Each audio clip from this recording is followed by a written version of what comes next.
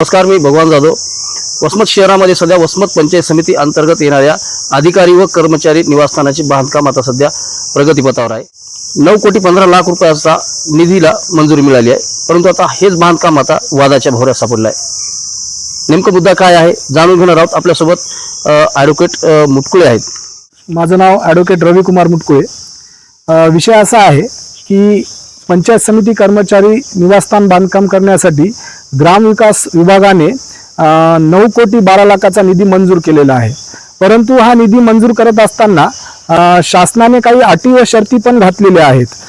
माझ्याकडे हा 20 नोव्हेंबर 2025 रोजीचा शासन GR आहे, ग्रामविकास विभागाने काढलेला. यामध्ये हा GR काढताना शासनाने अटी व शर्ती घातल्या आहेत. त्यामध्ये एक महत्त्वाची अट अशी आहे ज्यामध्ये शासनाने सांगितलेले आहे की जर तुम्हाला गट क्रमांक 149(1) अ या ठिकाणी जर कर्मचाऱ्याचे निवासस्थान बांधायचे असतील तर तुम्हाला ही जमीन पंचायत समिती किंवा जिल्हा परिषद यांच्या नावावर करून घेणे बंधनकारक राहील. ही महत्त्वाची अट आहे. तर या अटीची पूर्तता झालेली नाही. आज रोजी ही जी जमीन आहे ही जमीन आहे नगर परिषद वसमत नगर यांच्या नावे. हा नगर परिषद वसमत यांच्या नावे असलेला चालू 7/12 गट क्रमांक 149(1) अ ही जमीन आज रोजी नगर परिषद वसमत यांच्या नावे आहे. विशेष बाब अशी की ही जमीन भोगवटा वर्ग 2 प्रकारची आहे, म्हणजे ही नियंत्रित सत्ता प्रकारची जमीन आहे. नियंत्रित सत्ता प्रकारच्या जमिनीमध्ये हस्तांतरणास बंदी असते.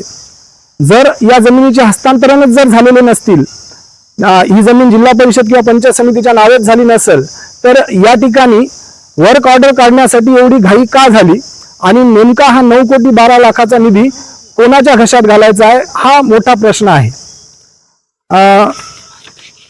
आम्ही शासनाच्या विरोधामध्ये नाहीये, शासनाने बांधकाम करावंच, परंतु GR मध्ये ज्या सांगितलेल्या अटी आणि शर्ती आहेत त्याची अगोदर पूर्तता करावी. यावरून असे स्पष्ट दिसत आहे की वर्क ऑर्डर करताना घाई गडबड झालेली आहे आणि शासनाच्या ग्रामविकास विभागाच्या या GR ला सरळ सरळ केराची टोपली दाखवण्यात आलेली आहे. आणि हा निधी जनतेचा असून यामध्ये जनतेचं खूप मोठं नुकसान आहे.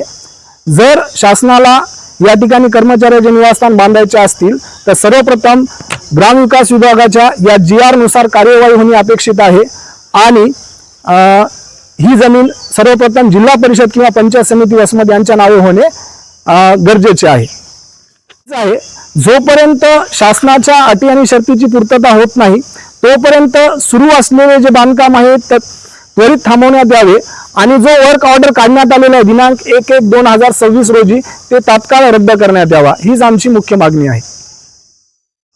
मुळात जर आपण बघितलं तर जो आहे तो पंचायत समितीचा संपूर्ण भाग आहे. या ठिकाणी अधिकारी आणि कर्मचारी यांचे बांधकामाचे निवासस्थान आहे, परंतु शासन निर्णयाप्रमाणे ही जी जमीन आहे ही जमीन भोगवटा 2ची जमीन असून ही जमीन हस्तांतर करण्यासाठी शासनाने शासन निर्णय काढला आहे, परंतु या ठिकाणी अशी कुठलीही प्रक्रिया झाली नाही. मुळात दुसरा या ठिकाणी महत्त्वाचा मुद्दा आहे की हे जे आहे हे जीर्ण झालेले जे बांधकाम आहे, हे जीर्ण झालेलं जे बांधकाम असतं या बांधकामाचं संपूर्ण ऑडिट करणं गरजेचं असतं. यामध्ये या जीर्ण झालेल्या बांधकामामध्ये कोणती इमारत आपल्या कामी येणार आहे आणि कोणती कामी येणार नाही अशा पद्धतीचं ऑडिट असते, परंतु मुळात ही कुठलीही प्रक्रिया या ठिकाणी राबवली जात नाही. मुळात हा 9,12,00,000 रुपयाचा जो आहे तो निधी नेमकं खर्चण्याच्या या ठिकाणी गुत्तेदार मार्गावर आहेत, परंतु जे कागदोपत्री ज्याला सिस्टीम म्हणतो ही सिस्टीम कुठल्याही प्रकारे करण्यात आलेली नाही.